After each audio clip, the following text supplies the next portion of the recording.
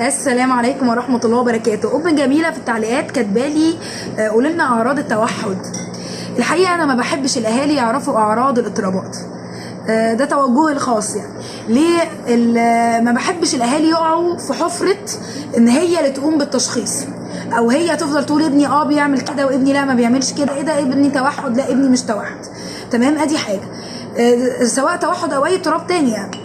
ادي حاجه. الحاجه التانيه، انا برضو ما بحبش الاهالي يدخلوا في دايره التشخيص عموما. التشخيص اصلا عمليه معقده للغايه، مش حاجه لو عملها يبقى كذا ولو ما عملهاش يبقى كذا، لا في الايجابي ولا في السلبي. تمام، فالتشخيص بيقوم بيه مختص. فانا لما بشك في ابني اروح لمختص يقول لي اشك في محله ولا لا، ايه المشكله او المفروض اعمل ايه. تمام، وده الاصل في اي امر، طبيا بقى، سلوكيا، مهاريا، اي حاجه. تمام، لكن انا ممكن ارد عليكي واقول لك ايه اللي لو شفتيه على ابنك تروحي المختص، لو شفت على ابنك ايه تروح لمتخصص فورا. وكل ما كان بدري وكل ما كان العمر صغير كل ما كنا احسن. لو ابنك اتاخر في اللغه بتاعته، الاطفال من عمر سنه المفروض يقولوا كلمات مفرده كتير. تمام، من عمر سنتين المفروض يقول جمله من كلمتين، اكل طاطس او بطاطس، سواء قالها صح او غلط بس بيحاول يقولها. اشرب ميه او اشرب ميه حتى لو قالها غلط، لكن بيقول جمل من كلمتين، بابا جه او اجا او اي حاجه. تمام، فالاطفال من عمر سنتين بيقولوا جمله من كلمتين. لو حصل تاخير في ابنك عن الكلام ده، وكل ما كان ابنك اصغر كل ما كان تاخير اكبر، بروح لمختص.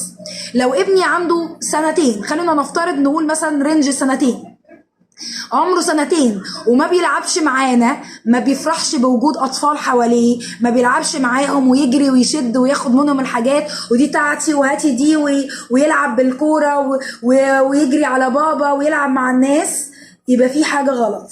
لو ابنك في عمر سنتين وتنادي عليه مش بيرد عليك، حتى لو انت رأيك ان هو بيطنش، اصله عندي، اصله مش عايز، ماليش دعوة برأيك.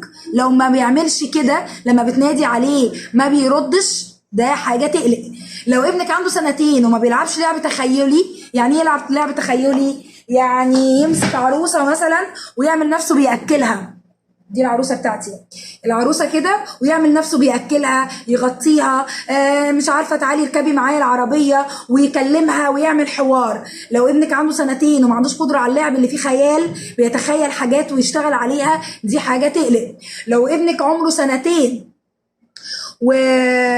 وما بياكلش بالشكل اللي بيخليه نمطي جدا، او عنده سلوك نمطي في اي حاجه، اكل معين بس لو اتغير دي الدنيا تتقلب، اصل هو طبيعته كده، لا ماليش دعوه برايك، روح المختص.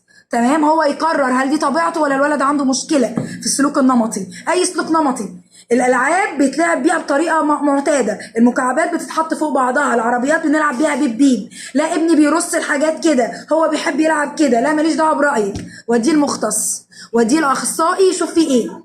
تمام، يبقى ايه تاني؟ التفاعل الاجتماعي، اللغه. لو ابنك عنده سنتين وما بيفهمش يعني اقول له الاوردر ما بينفذوش، حط البنطلون في الغساله، هات لي الموبايل من على التسريحه، حط ايدي المفاتيح دي لبابا، هات الكوره من على الكرسي. لو بديله تعليمات وما بيعرفش ينفذ الاوردر، لا بيعرف بس مش عايز، ماليش دعوه برايك، انت بتقولي الاوردر بينفذه او لا، ما تقوليش رايك، قولي اللي بيحصل. فلو لا، روح المختص. تمام، كل دي امور لازم نروح بيها المختص عشان يراجع بقى هو ادوات تشخيصه ويشوف فين المشكله، ولو في مشكله يلحقها بدري. الانجاز الامور بدري امر مهم جدا جدا جدا. التدخل المبكر بيغير حال العباد، بيبقوا من حال لحال. فنلحق اولادنا بدري، واحنا دلوقتي 2022 كبرنا على اننا نسمع كلام حماتي وامي وخالتي واولاد صاحبتي وعادي ومفيهاش حاجه، وابوه كان كده واستني لما يبقى 6 سنين واستني لما يبقى 7 وايه يعني. لا، يعني ويعني ونص كمان. لو ابنك فيه مشكله حاساه مختلف، روحي المختص اطمني عليه.